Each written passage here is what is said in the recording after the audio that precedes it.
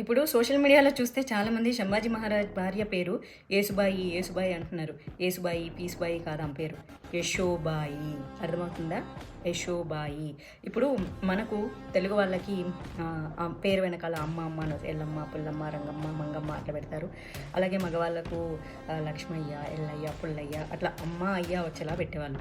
And Kannada, తమిళ వాళ్ళు కూడా అప్ప, అప్ప అని పెట్టుకుంటారు. సో ఆ రకంగానే మరాఠీ వాళ్ళు బాయి, బాయి అని, బాయి అంటే అమ్మ అనమాట. సో మగవాళ్ళకు కూడా అయ్యా అని వచ్చేలాగా అట్లా పేర్లు పెట్టుకునేవాళ్ళు. అది యశోబాయి. బాయి కాదు, యశోబాయి.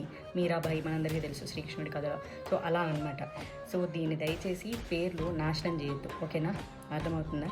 ఆమె మతం మార్చుకోమంటే కూడా ఎట్టి పరిస్థితుల్లోనూ తన భర్తకు తగ్గ ధీరురాలిగానే చివరి శ్వాస వదిలింది. దాదాపు 24-27 సంవత్సరాలు ఆమెను బంధించి హింసించినా కూడా హిందూ వీర వనితలు అలానే ఉంటారు.